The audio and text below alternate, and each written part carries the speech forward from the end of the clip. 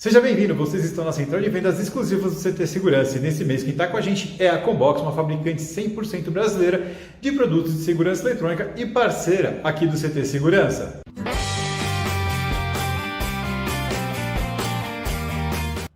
Olá pessoal, meu nome é Ricardo Rauco, eu sou CEO da Combox Tecnologia. A Combox é uma empresa especializada em desenvolvimento de hardware e software para o segmento de segurança eletrônica. A Combox tem 5 linhas de produtos para esse segmento. Nós temos controle de acesso, temos alarme corporativo, temos software PSIM, temos software para controle de data center e temos também uma solução completa de hardware e software para automação IP voltada para o mercado de segurança eletrônica, que é o assunto do dia. A nossa linha de automação IP ela consiste de hardware e software. A nossa linha de hardware se chama Multi-IO, extremamente robusta, extremamente simples e com uma ótima relação custo-benefício. Esses módulos eles são utilizados para qualquer aplicação que vocês queiram ligar alguma coisa ou queiram monitorar um sensor. Eles já são utilizados por vários softwares de VMS, a grande maioria. Os módulos são muito robustos, eles não dão manutenção, eles funcionam também como CLP. Vocês podem fazer uma programação no notebook de vocês, é uma tabela, não é nem programação. Vocês enviam esse programa para essa placa e os módulos passam então a executarem lógicas que vocês mesmos programaram. O mercado de segurança eletrônica tem muitas outras oportunidades, ou seja, é um novo nicho de mercado que vocês podem explorar, agregando valor ao serviço de vocês. É isso, pessoal. Agora que você já conhece um pouco mais sobre a Combox, quer conhecer um pouco mais ainda, link na descrição de uma live que nós fizemos, onde você vai entender muito mais sobre as multi-IO, sobre a automação IP e como ela pode trazer dinheiro e benefícios para você, seu cliente. Tem que aproveitar a oportunidade que a Combox traz de 11 a 25 de agosto. Você vai poder comprar qualquer um dos itens da linha de automação IP com 10% de desconto. E além de poder comprar com 10% de desconto, se inscrevendo no site que está na descrição, você também concorre a um tablet. Olha que fantástico! E você ainda vai concorrer, caso seja o integrador que trouxer o melhor negócio para a Combox. Além de ganhar um tablet, você também pode ganhar R$1.000 de premiação. É isso aí. Então, não perde a oportunidade e vamos lá.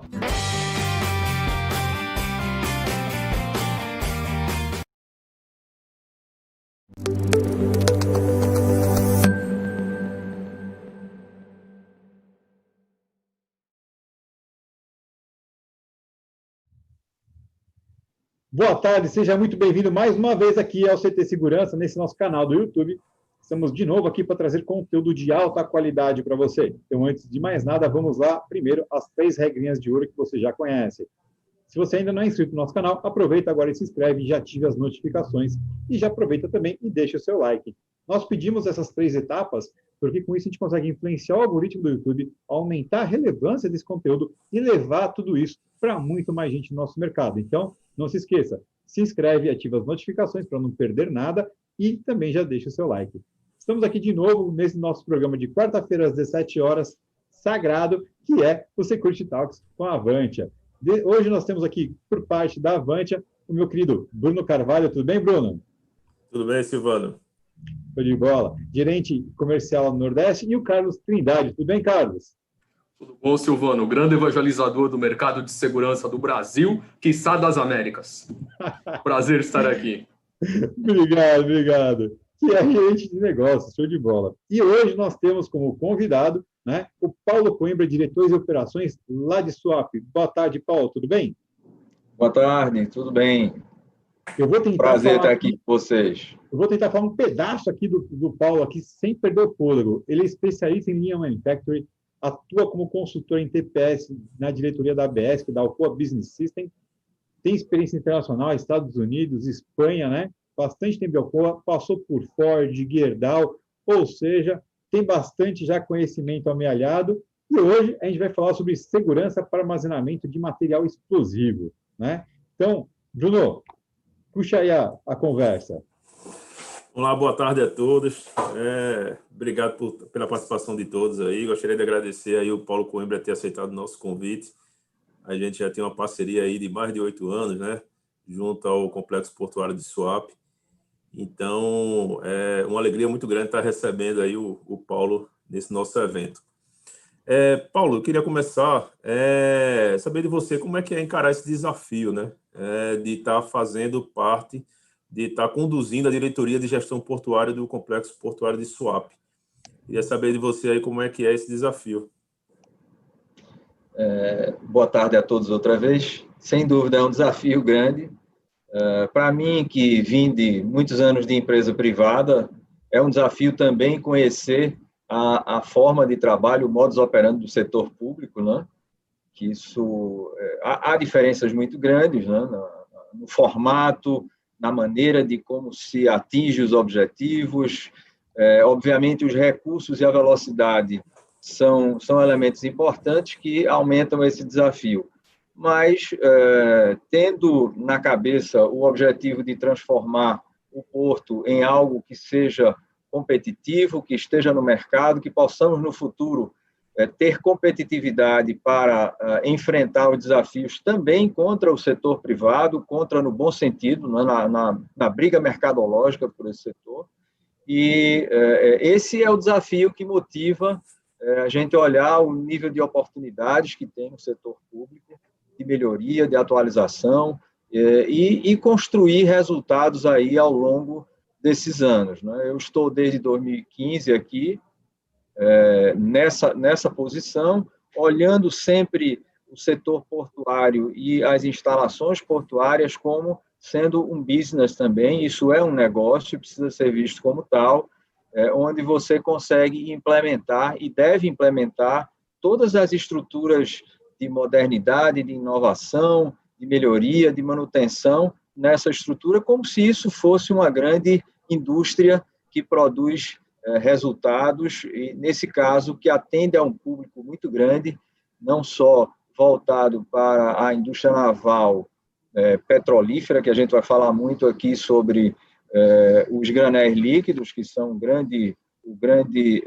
vetor de movimentação de swap, como também a gente mexe aqui com automóveis, mexe com componentes eólicos, com pás eólicas, com torres eólicas, com geradores, com granéis, com produtos químicos, como a gente vai falar um pouco aqui hoje também. Então, é um desafio interessante, é um desafio que nos motiva, né, a criar também equipes de trabalho que sejam compostas por profissionais que tenham também o desafio como um objetivo em suas carreiras, né? Já pegando o gancho, Paulo, para quem não conhece muito, né, o que é o Complexo Portuário de Suape, você poderia estar apresentando para a gente aí alguns números, qual a importância do Porto de Suape no cenário nacional, para todo mundo aí ter uma visão da magnitude, né, do tamanho que é o Porto de Suape hoje e da importância que ele tem nessa movimentação de carga, nessa questão de logística, não só para o Nordeste, mas também a nível nacional. Suape é um porto que hoje ocupa a 5ª posição entre os portos públicos no Brasil. Suape é um porto que movimenta cerca de 24 milhões de toneladas por ano. Suape é um hub de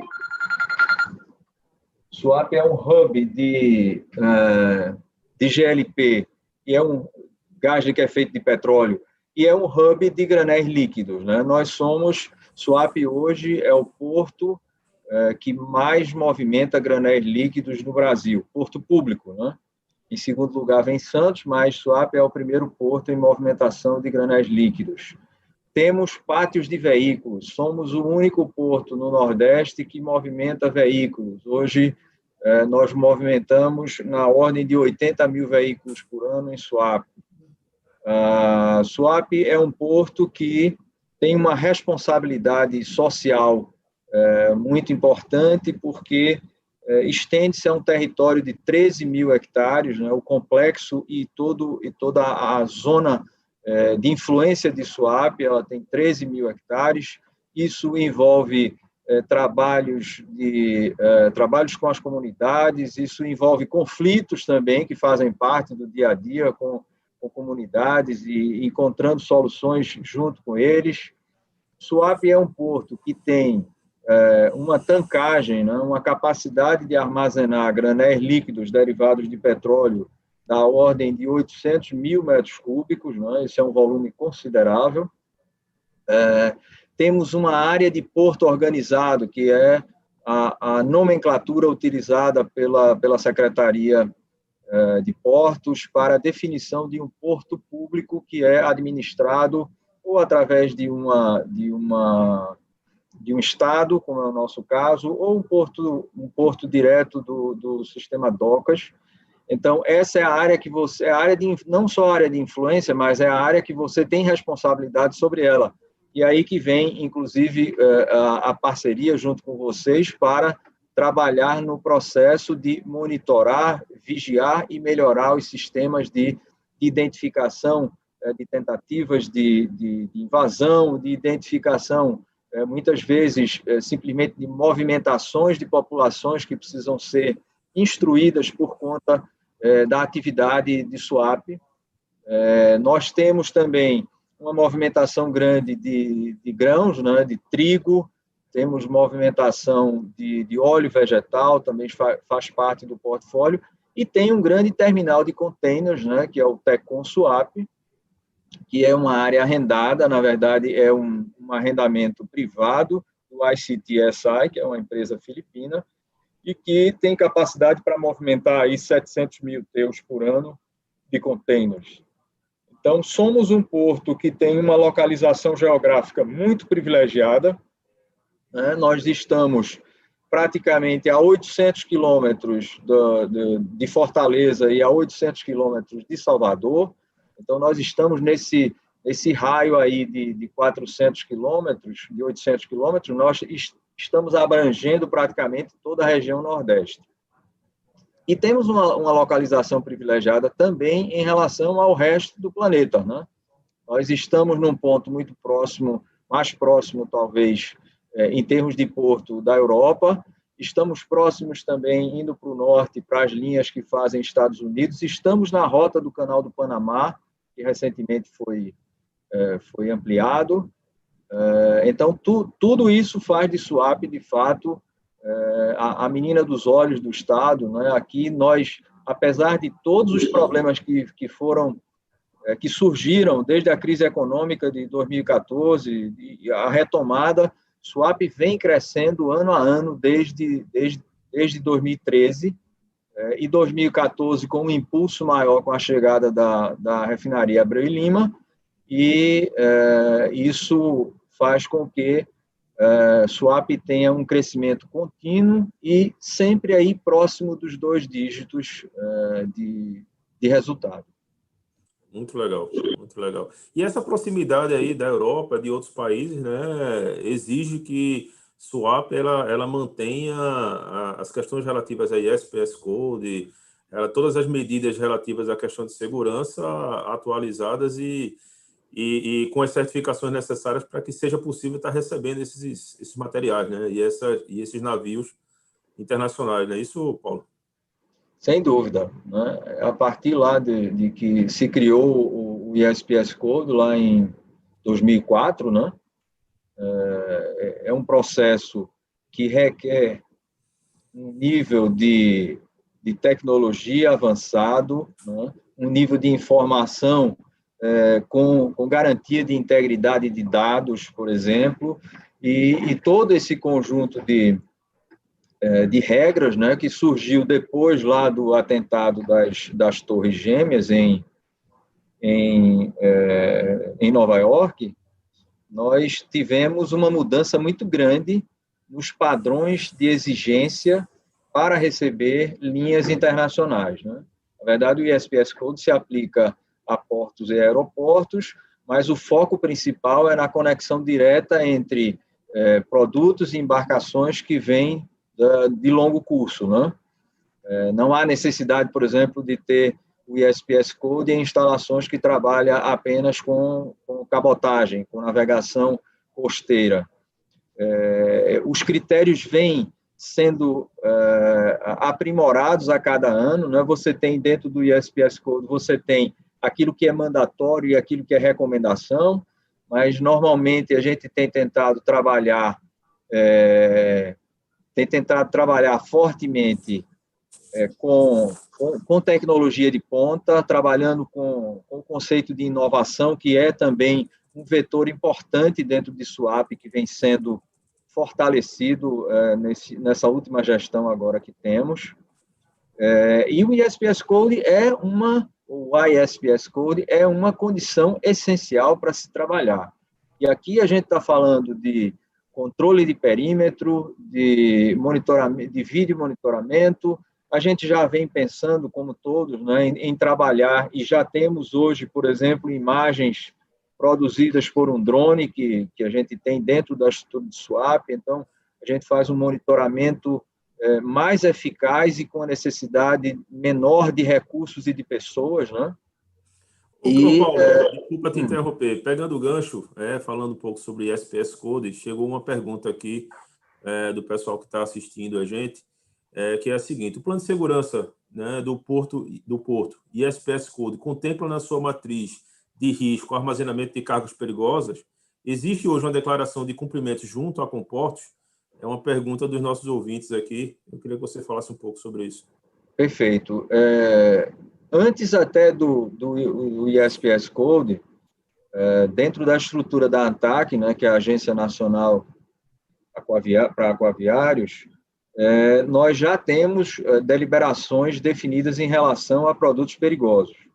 Todas as auditorias anuais que são realizadas, tanto pelo Porto como auditoria interna, quanto pela própria ANTAC como auditor externo, levam em consideração a questão da armazenagem de produtos perigosos, definindo uma série de critérios que vão desde a preparação do local onde os produtos vão estar armazenados ou simplesmente transitando. Existe a necessidade de uma demarcação física de áreas para você fazer a segregação de produtos que, por exemplo, são perigosos e estão com embalagens avariadas. Tudo isso faz parte de um plano que tem como base, aí a gente vem lá, o ISPS Code vem lá do SOLAS, a gente tem as atividades do MSDS, que é a identificação de riscos dos materiais perigosos, né? Isso existe um padrão internacional para esse tratamento. E em SWAP, só para trazer como exemplo, nós temos 2 empresas que operam com materiais perigosos, ou que estão autorizadas para os materiais perigosos, nesse caso, o Tecon SWAP e a Local Frio. Essa última é a empresa responsável pela armazenagem, inclusive, do nitrato de amônio, o qual nós vamos falar também um pouquinho aqui sobre o que aconteceu, mas existe sim uma legislação baseada na agência reguladora, que é a ANTAC. Existem as regulações internacionais onde o ISPS Code se enquadra, e existem também requisitos que são do Estado, do município, do órgão ambiental, como é o caso da CPRH, e do próprio regulamento de exploração portuária, que é da instituição SWAP, né? Então, todos esses elementos são levados em conta. Em relação à declaração de cumprimento, nesse momento, nós recebemos, há 2 semanas atrás, exatamente, recebemos a auditoria final. Esteve aqui o pessoal da Sesportos, né, que tem representantes da Polícia Federal, da Receita Federal, das entidades representativas da comunidade portuária, e essa auditoria foi feita. Nós tivemos um ponto que está sendo resolvido, que é um servidor, que estamos aguardando a chegada dele, mas esse foi o único ponto, depois da última auditoria, que fica pendente para fecharmos 100% da declaração de cumprimento. Nós tivemos uma dificuldade muito grande no início para nos adaptarmos à modernização dos protocolos e exigências, né? SWAP teve a sua primeira declaração de cumprimento, salvo engano meu, em 2009 ou 2011, e depois vieram as necessidades de atualização dos planos de segurança, que também sofrem alterações junto com o ISPS Code, e culminamos com esse último momento em que fizemos um acréscimo nas nossas contratações e na parceria com a Avantia, né? Nós implementamos, ao invés de 63 câmeras que temos hoje 110 câmeras, temos toda a área protegida e cercada, não só monitorada, mas também permitindo o acesso às áreas limítrofe que definem a poligonal do porto organizado, e sistemas de iluminação que também foram implementados, sistemas de controle de acesso, tanto de pessoas quanto de veículos, E, além de tudo isso, toda uma sistemática que garante a integridade desses dados. Então, todos os dados estão guardados por 90 dias, temos uma nuvem onde isso é acumulado, temos um servidor de backup também para uma segunda alternativa de garantia da integridade dessas informações, porque elas são fundamentais para a operação do porto e são fundamentais também para qualquer processo investigativo que seja necessário pelos órgãos de controle, pela Receita Federal, pela Polícia Federal, pela Comportos, Sesportos e todas as instituições que, de alguma maneira, utilizam e precisam manter o nível de segurança do porto atualizado. Show de bola. Carlos, está no mudo. Está no mudo. Ok. Desculpa. Paulo, dentro do que a gente já estava falando, você já deu uma pincelada aí sobre a questão do nitrato de amônio, né? Nós gostaríamos que você falasse um pouco sobre essa recente tragédia que aconteceu no Líbano e outras similares que aconteceram em outros países aí, que eu sei que você acompanha de perto isso, né? Perfeito. O assunto do nitrato de amônio, que iniciou em 2016 em Suape, havia, a princípio, um desconhecimento muito grande sobre o produto, né? E principalmente sobre as condições de armazenagem. E a gente começou a estudar para entender um pouco desse processo, e aí a gente foi estudar a história, né? E nós vimos que o nitrato de amônio, que começou a ser produzido um pouco antes dos anos 20, né, do século passado, em 1921 aconteceu o primeiro grande acidente. Foi um acidente em uma fábrica da BASF, né, na Alemanha, e esse acidente matou mais de 500 pessoas. E aí você pergunta, como é que um produto como esse, que mata 500 pessoas em um evento, é tratado de uma maneira tão comum, porque você pode comprar o nitrato de amônio numa loja de fertilizantes, sem nenhum problema, você não precisa de nada especial para comprar pequenas quantidades dele. E, na verdade, a gente, quando começa a olhar o histórico disso, que começou lá na Alemanha, em 1921, e depois nós tivemos outros eventos similares, como foi, por exemplo, em 1947, em Texas City, nos Estados Unidos, onde morreram mais 500 pessoas e onde estavam acumuladas, naquele momento, 2.300 toneladas de nitrato de amônio. O nitrato de amônio, ele sozinho, falando em termos da estrutura química dele, ele não é um composto que explode com facilidade, né? Ele é um composto que é um sal inorgânico e ele precisa, para entrar num processo de explosão, atingir temperaturas que façam com que esse produto se decomponha termicamente, libere oxigênio, que é o vapor para a gente ter a explosão, e nós temos, então, situações muito específicas para chegar à explosão desse produto. Eu preciso ter temperaturas aí da ordem de 290 graus. Como foi que aconteceu lá o primeiro acidente em 1921? E veja como a falta de conhecimento, às vezes, é o motivador de um grande acidente, né? Muitas vezes. Esse produto havia sido criado há pouco tempo e o armazém que mantinha esse produto, ele petrificou. E aí, o que é que o pessoal fez? Olha, vamos fazer pequenas explosões aqui para soltar esse material do chão e a gente vai poder carregar ele. E essas pequenas explosões provocaram lá. Você tem um produto guardado, um produto que, como eu disse, no estado puro é um produto que tem uma dificuldade muito grande de explodir, mas ele estava dentro de um navio que incendiou. Então, o navio incendiou, havia nitrato de amônio dentro, à medida que a temperatura subiu, e no navio complica ainda mais, que você tem uma atmosfera fechada, e você teve uma explosão. É uma cidade muito pequena, de 16 mil habitantes, isso atraiu o povo da cidade para ver o que tinha acontecido, e durante a madrugada aconteceu uma segunda explosão.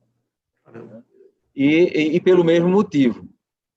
saímos então lá do Texas e a gente pensa o que é que aconteceu mais, né, nessa linha.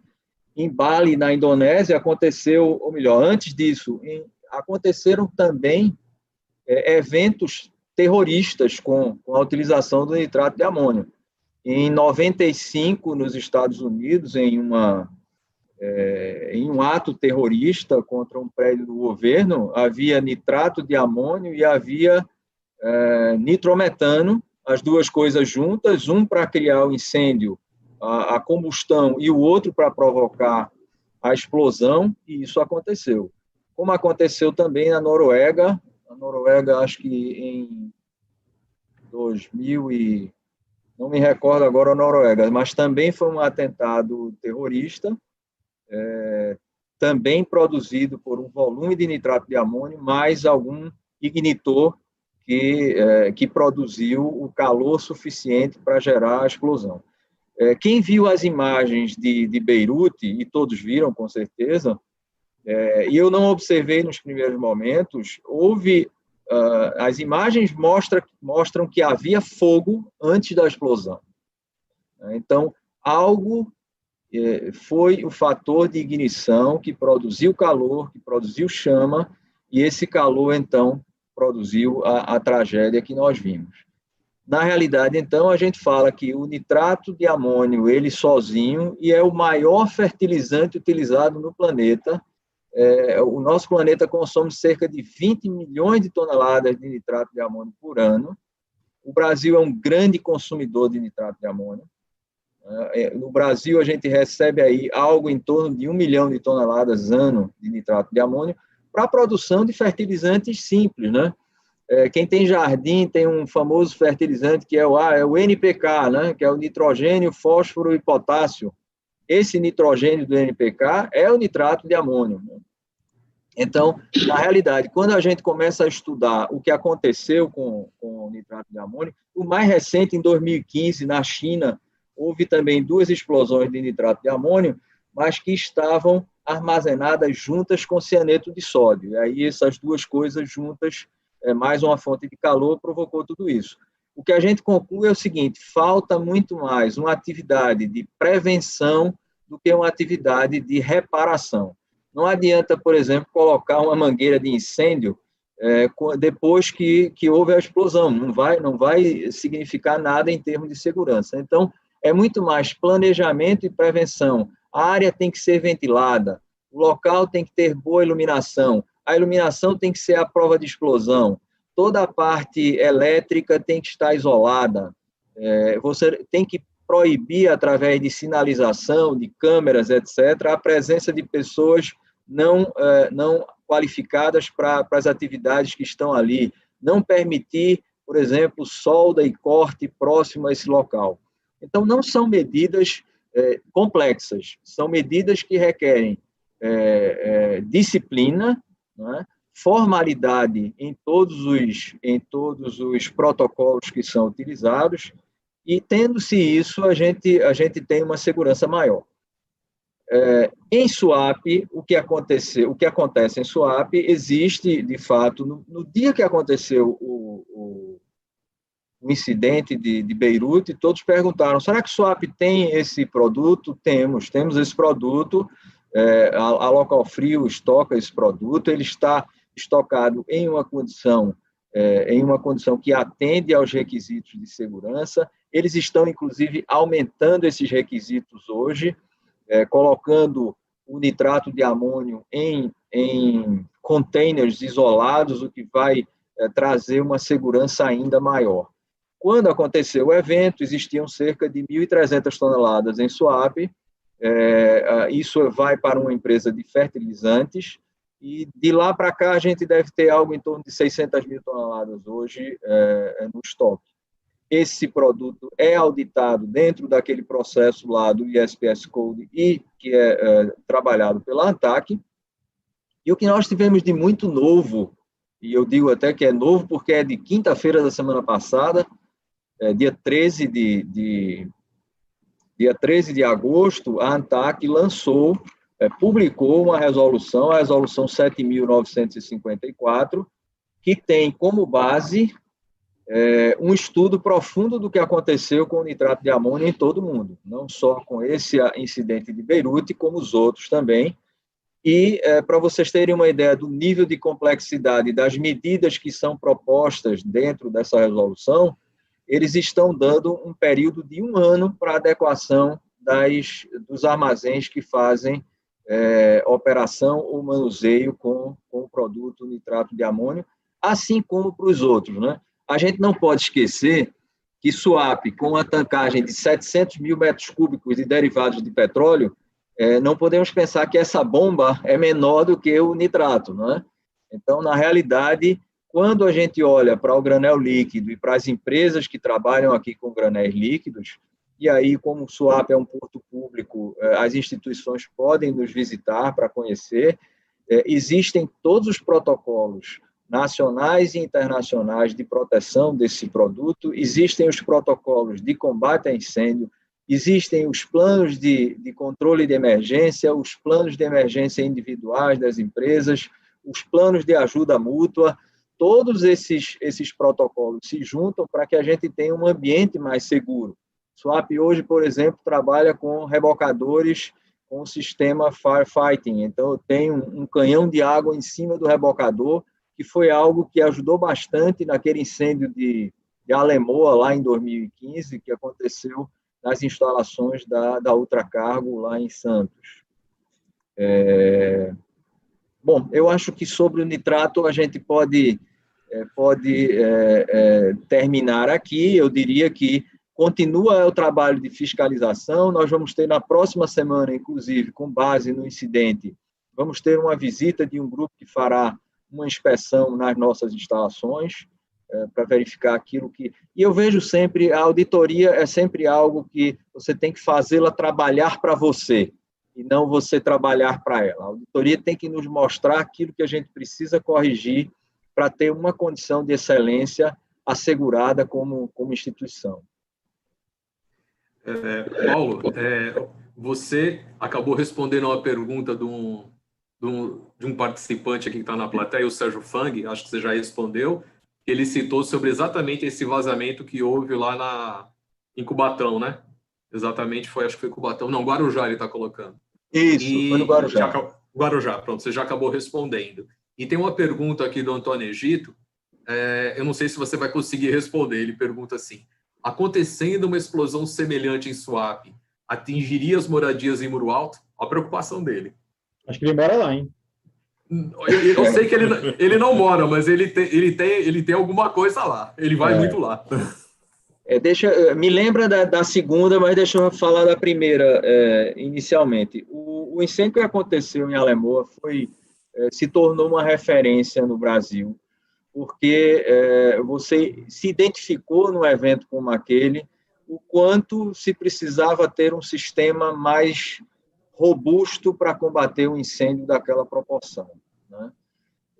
Para vocês terem uma ideia, o elemento que se utiliza, a substância que se utiliza para apagar um incêndio daquele tipo é o líquido gerador de espuma, o LGE, que é um produto que nós não temos em grande quantidade no Brasil. Só para ter uma ideia do nível de ações de resposta rápida e de eficácia que a própria empresa Ultracargo teve, eles chegaram a contratar um avião cargueiro para trazer líquido gerador de espuma dos Estados Unidos para o Brasil para trabalhar naquela extinção. Porque o volume de LGE que existia no Brasil naquele momento era absolutamente insuficiente para o processo de extinção daquele incêndio. Então, eu digo sempre, nós ouvimos os relatos das pessoas que comandaram as operações lá, executivos da Ultracargo, e foram depoimentos que serviram para criar um novo patamar de segurança em todas as instituições. Então, isso só para complementar a pergunta lá sobre Alemoa. Em relação a uma explosão, a realidade é o seguinte: quando você desenha uma instalação para armazenagem de combustível, em função das características físico-químicas do combustível, você tem um raio de influência, um raio inicial que a gente chama de área de exclusão, que é aquela área onde você não deveria ter movimento de pessoas, nem constante, né? Ou pessoas despreparadas, por exemplo. E existe um raio para o qual você define qual é o limite de atuação de uma explosão para um determinado produto. Então, veja só, dependendo do produto, você tem raios diferentes. Você pode ter, por exemplo, uma tancagem de GLP, é uma tancagem que requer um raio de exclusão considerável.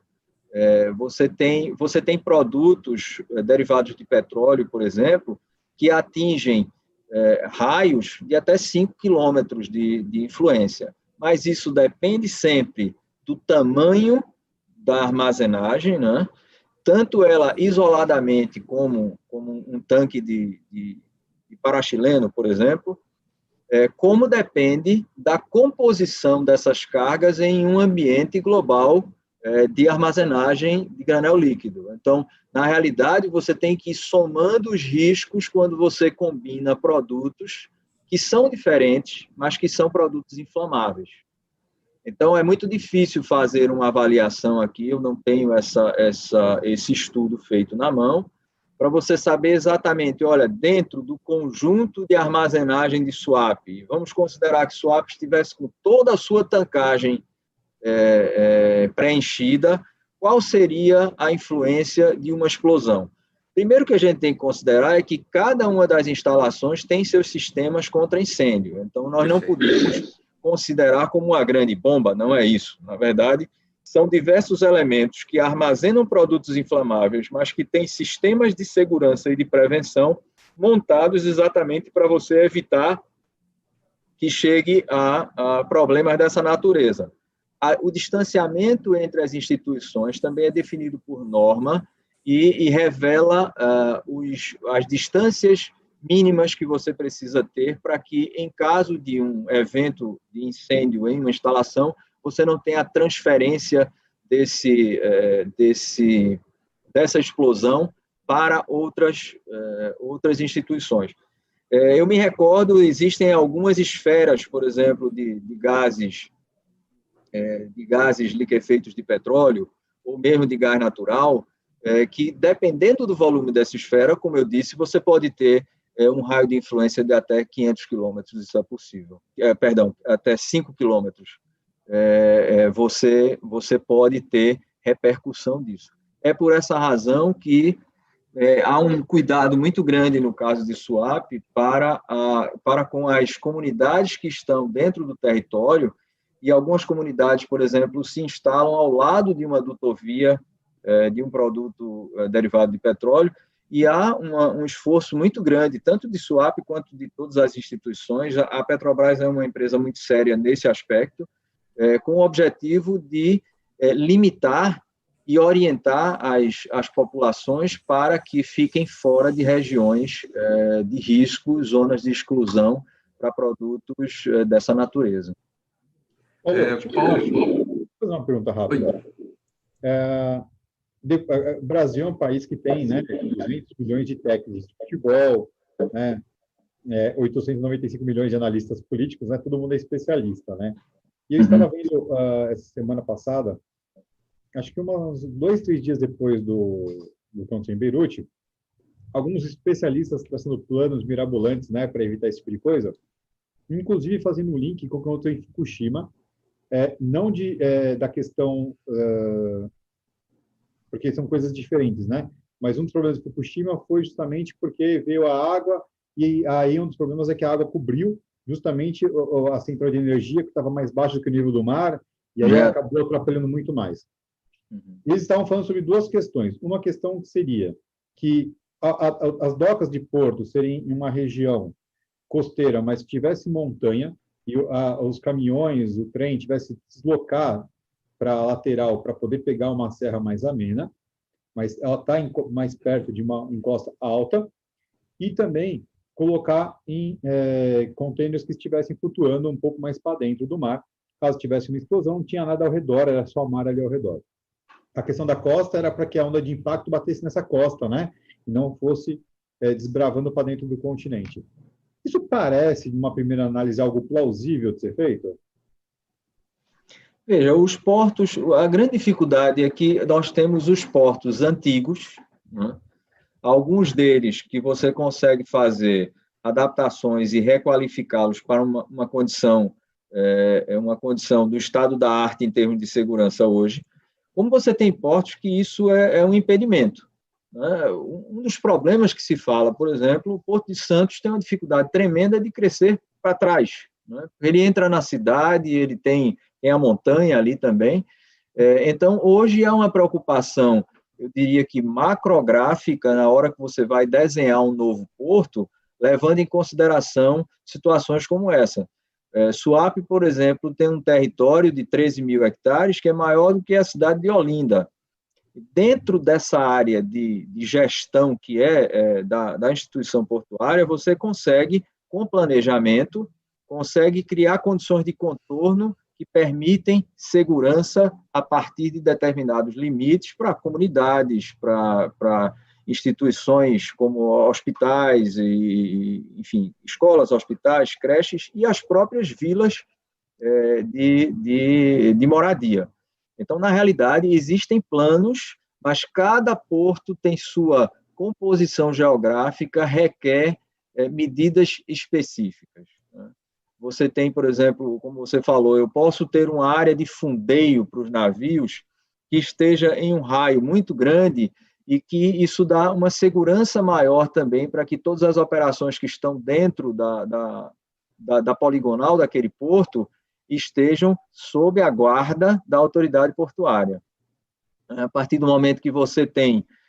aqui a gente tem, por exemplo, a situação de termos Suape, temos Porto de Galinhas, lá indo para o sul, né, e a Praia de Gaibu na frente. Tudo isso é trabalhado e levado em consideração quando hoje se vai projetar uma instalação onde será armazenado qualquer tipo de produto que possa produzir um dano à população. E não só à população, mas também ao meio ambiente. A gente tem que trabalhar esses dois elementos juntos.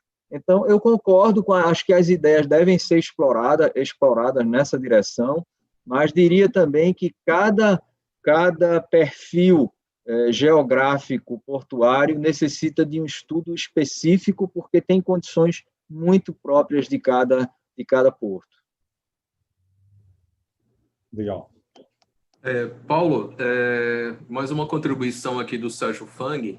Ele pergunta aqui, independentemente de todos os planos que garantem a segurança do manuseio dos produtos perigosos, quais são as efetivas medidas por exemplo, contra ataques terroristas que possam acontecer num navio descarregando? Você tem como... Obrigado, viu, Sérgio? O Sérgio Fang está colaborando bastante com a gente aqui. Obrigado. Veja, um dos elementos que a gente trabalha nos portos que operam com embarcações de longo curso é exatamente o cuidado com a entrada no porto de embarcações que vêm de localidades distantes, de outros países com outras legislações. Não é por outra razão, senão por essa, que existe uma organização marítima internacional para que você tenha padrões que independem de eu estar na Rússia ou estar na Indonésia, os padrões são os mesmos para esse controle. Nós temos, dentro de Suape, nós temos as unidades da Receita Federal e da Polícia Federal, como temos também o controle marítimo feito pela autoridade marítima, que nesse caso aqui é a Capitania dos Portos, que está ligada ao Comando Naval do Nordeste. E existem, e aí a gente parte para o ISPS Code outra vez, nós temos os níveis de operação, nível 1, nível 2, nível 3. O nível 1 é o nível normal, quando a gente tem as estruturas próprias da localidade que fazem o controle do que está acontecendo. Você tem um nível 2 com mais restrições, e você tem um nível 3, onde as Forças Armadas praticamente assumem o controle de situações dentro do porto. Um exemplo que é real, Nós tivemos naquele período que houve a greve dos caminhões, nós entramos aqui no nível 2. Né? E, em alguns momentos, tivemos a presença, por exemplo, das Forças Armadas dentro do porto, porque aí você passa a ter uma situação de segurança nacional, né? De manutenção da segurança do país. Então, isso se sobrepõe à segurança da empresa, à segurança do porto de Suape, passa a ser a defesa do território nacional. Nós precisamos preservar os bens que estão ali dentro, né? Então, existe uma unidade da Polícia Federal que faz a parte marítima, existem todos os sistemas de monitoramento dos navios que nós temos aqui através de equipamentos, né? Nós temos alguns softwares que operam com as antenas, essas antenas se comunicam com todos os portos do mundo, e eu tenho sempre a localização dos navios que estão se aproximando de Suape, o que esses navios têm.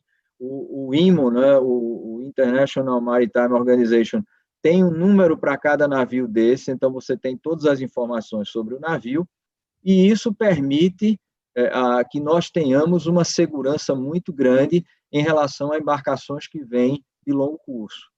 Isso porque é interesse da nação que a gente mantenha isso protegido, né? O porto, ele não deixa de ser um ponto de entrada para o território nacional. Por essa razão, existem todos esses elementos de controle e de monitoramento. Nós já tratamos, inclusive, com a própria Avantia, possibilidades de termos uma visualização de áreas que estão bastante além do nosso quebra-mar, por exemplo. Eu tenho uma operação entre 2 navios que vai acontecer a 18 quilômetros de distância. Eu preciso ter controle sobre isso. Então, eu posso mandar um drone até lá e esse drone me mandar imagens, monitorar para mim aquilo que economicamente é inviável, enviar uma embarcação com pessoas para fazer uma fiscalização.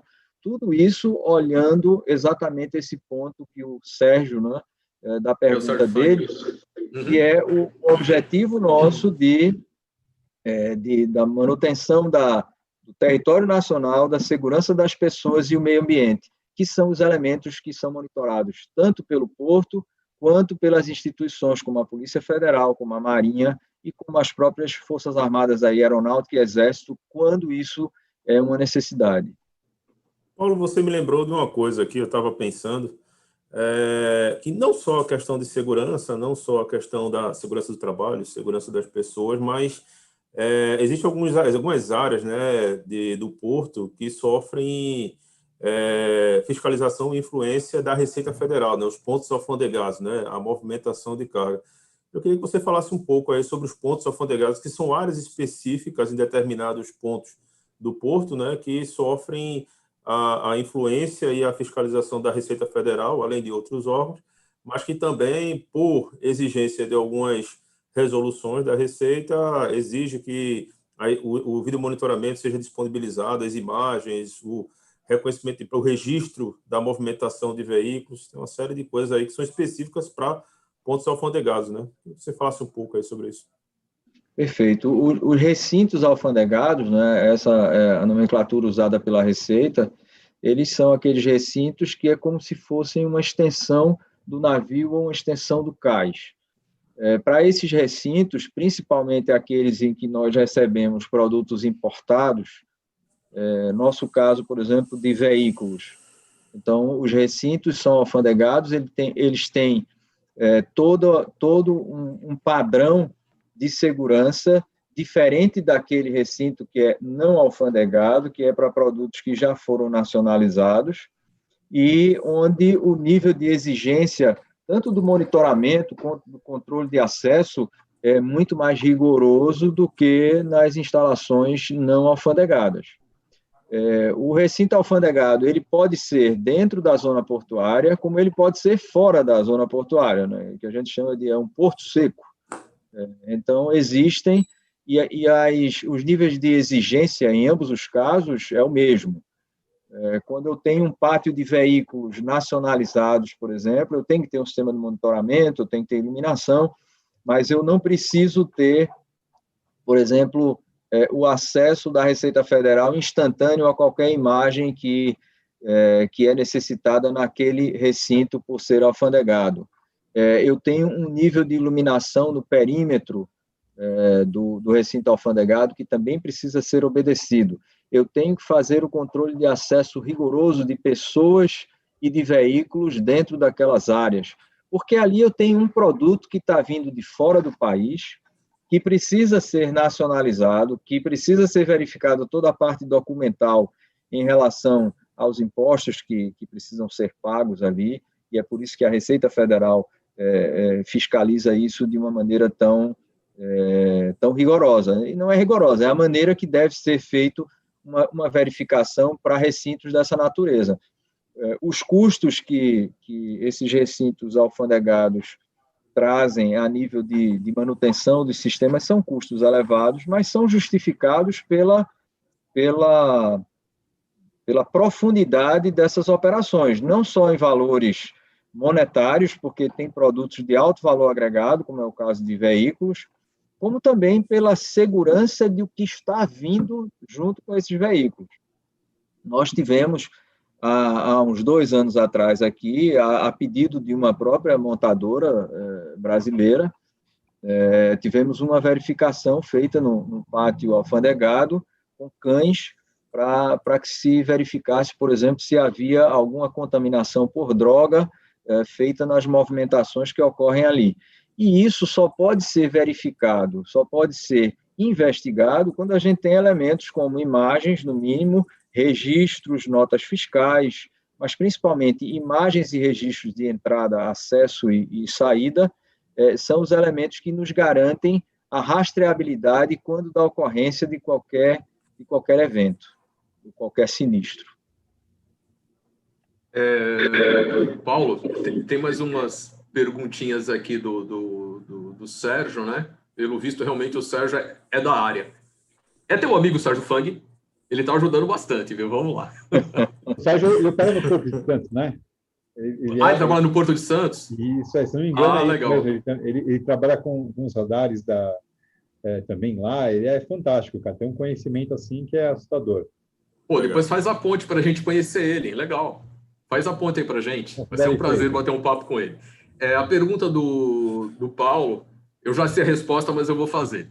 Ele pergunta se, com relação aos produtos químicos que você citou, que estão armazenados nos containers, né, no pátio, você tem o georreferenciamento deles, a localização, o que eles contêm, o nível de controle e rastreabilidade disso? Como é que funciona lá em SOAP? Veja, todo container tem uma numeração, né? Perfeito. Quando você trabalha com container, você tem uma numeração. E essa numeração define o local aonde aquele armador ou aquela empresa que é proprietária, é a consignatária do container, o número do container identifica aonde ele está. Não necessariamente, em todos os casos, eu tenho georreferenciamento, mas eu vou dizer, este container está na empresa A, B ou C, porque a localização dele é essa.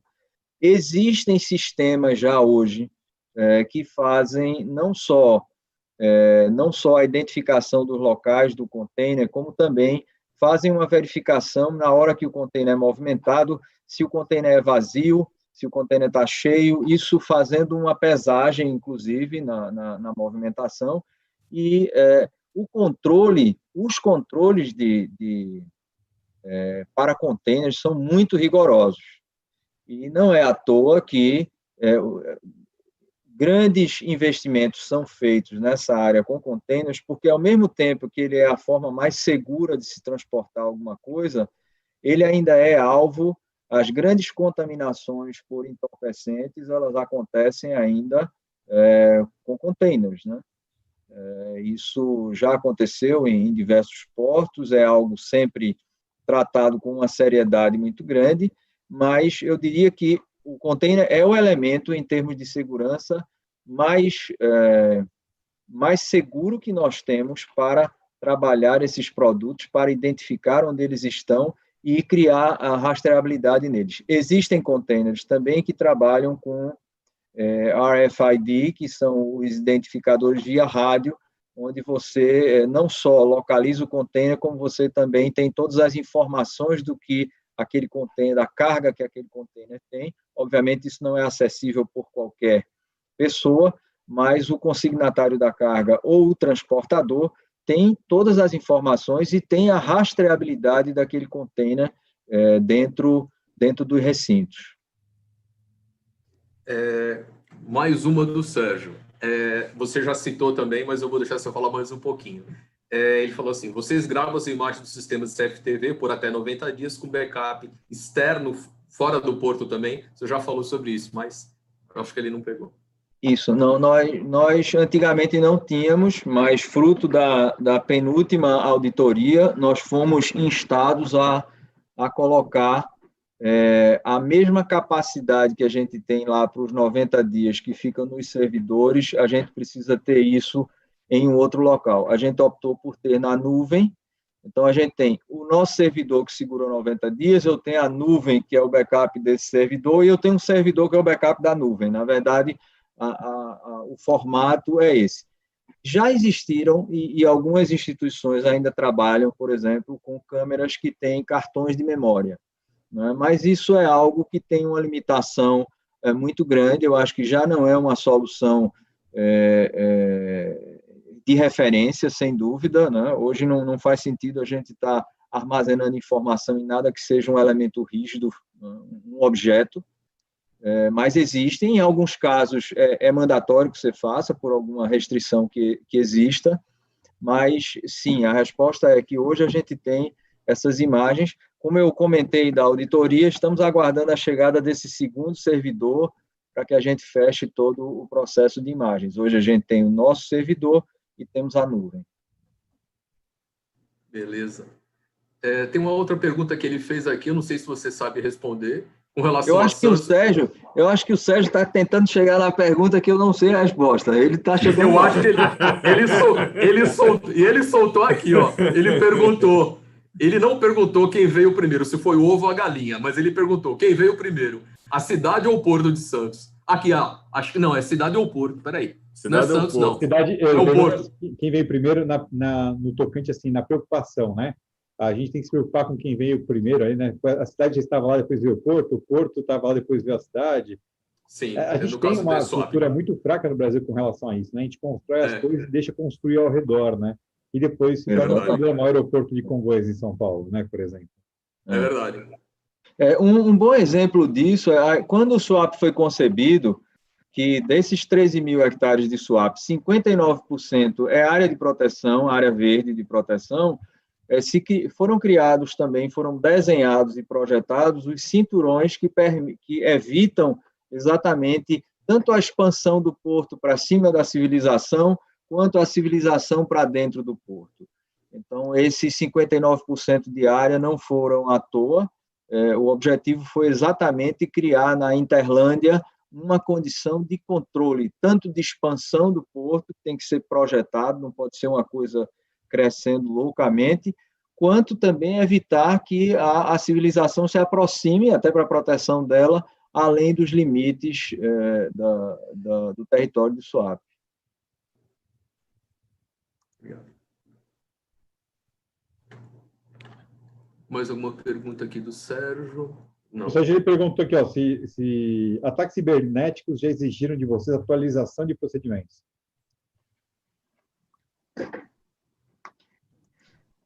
Estou tentando lembrar aqui, mas não me recordo de nenhum ataque que tenhamos recebido que tenha provocado algo. Não me recordo, inclusive, de nenhum ataque que tenhamos recebido com efeito. Mas, obviamente, existe uma política, a política de segurança dos dados, dados e informações. Ela foi publicada recentemente no site de SWAP, foi objeto de uma apreciação do Conselho da Administração para a criação da nossa política de segurança de dados. E aí ela vai levar em consideração os elementos que precisam ser colocados para garantir condições de contorno e segurança da informação. É claro que eventualmente algo pode acontecer. Os hackers são extremamente inteligentes e bem preparados para o mal, né? Esses aí que eu estou falando, mas existe sim uma política dedicada a essa segurança da informação. E respondendo à pergunta objetivamente, desde que eu estou aqui, em 2015, eu não me recordo de nenhum ataque cibernético à SWAP. Eu acho que ele está tentando ver se você está pronto para a próxima fase. Qual é a próxima fase que ele está bolando, a gente não sabe. Nós que acompanhamos aí o SWAP, a equipe, né? Realmente, o SWAP tem uma equipe multidisciplinar muito competente, né? Então, a gente tem o pessoal de TI, o pessoal de engenharia é muito bom, tem o pessoal que trata da segurança lá, então, realmente, o pessoal, a gente tem uma interação boa, a gente acompanha bem esse trabalho. O próprio Paulo Coimbra, que está à frente de tudo isso aí, né? É um grande profissional e, realmente, não é fácil cuidar de tudo isso aí. É uma verdadeira cidade, né? Como ele disse, é maior que Olinda, né? Então não é fácil não, mas graças a Deus é o trabalho do pessoal, a aplicação deles, a integração deles, é um trabalho muito bem feito. Parabéns.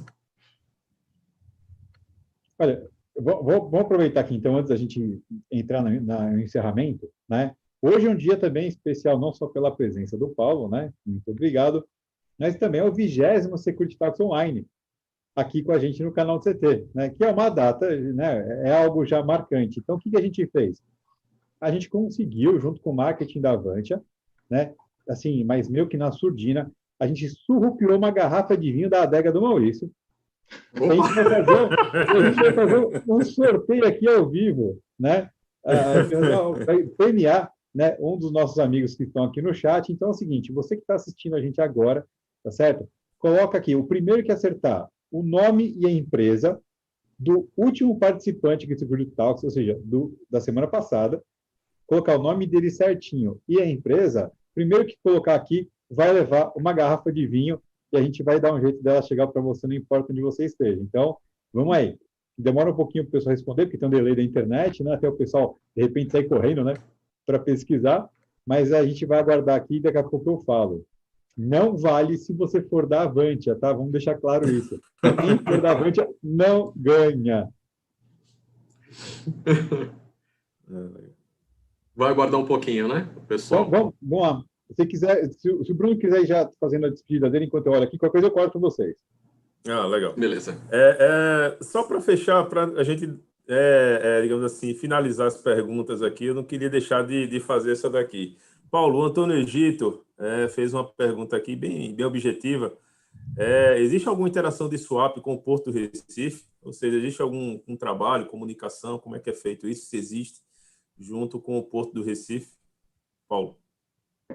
Veja, na realidade, os dois portos estão conectados à mesma secretaria, que é a Secretaria de Desenvolvimento Econômico. Existe dentro do planejamento global, o que a gente chama de plano mestre, que vai lá para Brasília para analisar toda a logística portuária. O Porto do Recife e o Porto de Suape, eles são tratados não como um porto só, mas são tratados de maneira conjunta como os portos do estado de Pernambuco. Mas até as condições são muito diferentes, né? O que aconteceu ao longo do tempo é que, por exemplo, o Porto do Recife armazenava todo o combustível do estado, né? E por uma decisão de um prefeito lá atrás, decisão acertada, disse, olha, a gente precisa tirar esse produto daqui porque a gente está em cima da civilização, dos cidadãos que precisam estar ali todo o tempo. Então, houve uma mudança, uma reestruturação, todos os granéis líquidos de Recife foram transferidos para a SWAP. Recife tem algumas características que nós não temos, como, por exemplo, de receber navios turísticos, né? Os navios turísticos normalmente atracam no Porto do Recife, por ser uma área turística, né? Nós não sabemos qual é o futuro disso, mas sabemos que Recife é uma cidade muito forte em termos de turismo, tem uma história brilhante aí de todos esses anos, né? De todos esses séculos, na verdade, e há construções que são testemunhas dessa história lá no centro, e é o centro cultural também da cidade, é aquela região portuária.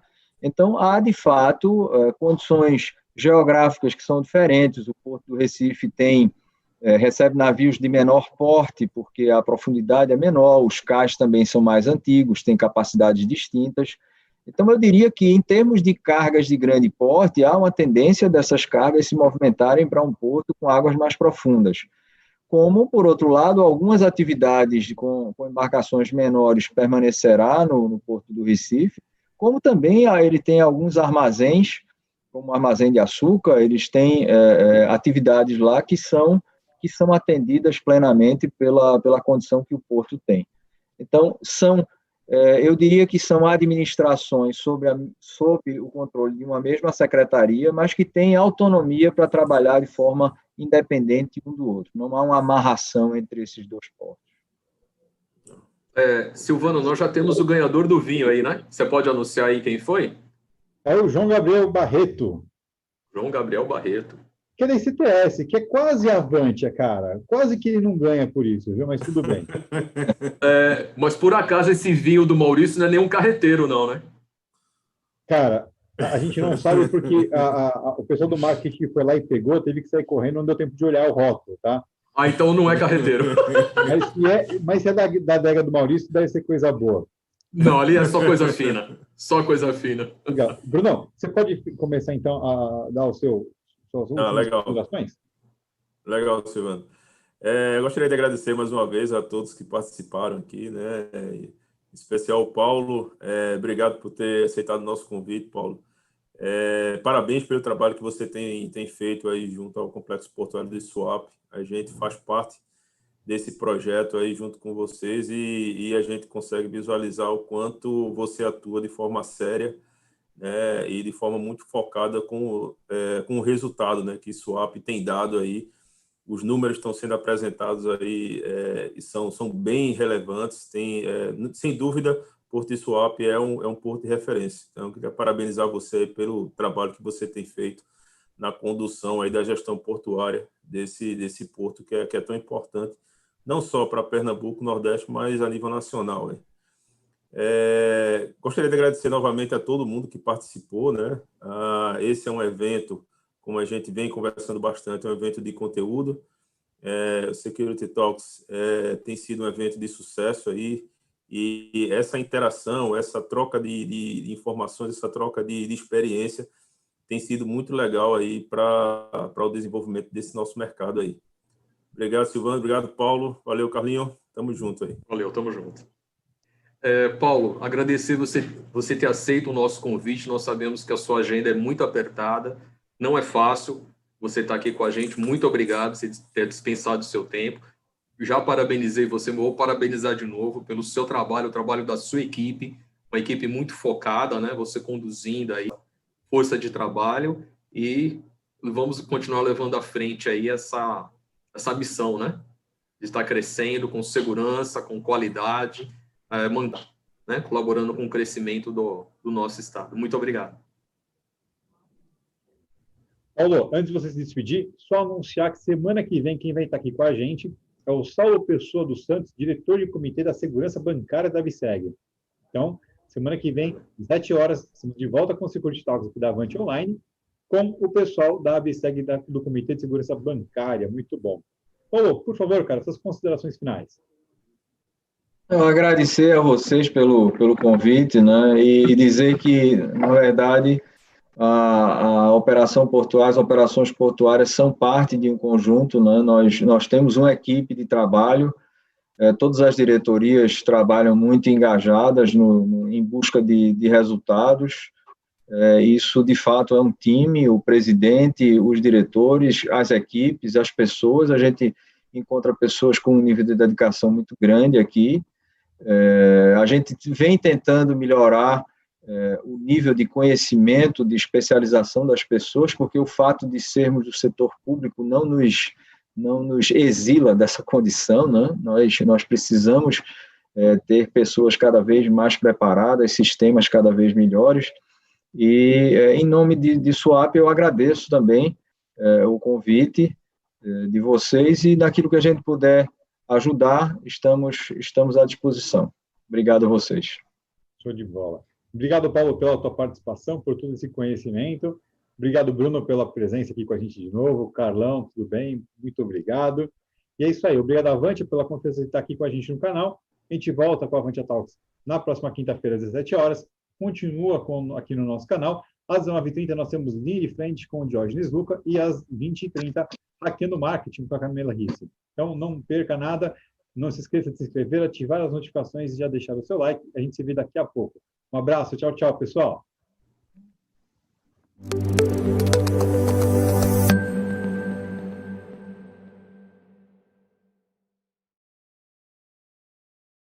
Seja bem-vindo, vocês estão na central de vendas exclusivas do CT Segurança e nesse mês quem está com a gente é a Combox, uma fabricante 100% brasileira de produtos de segurança eletrônica e parceira aqui do CT Segurança.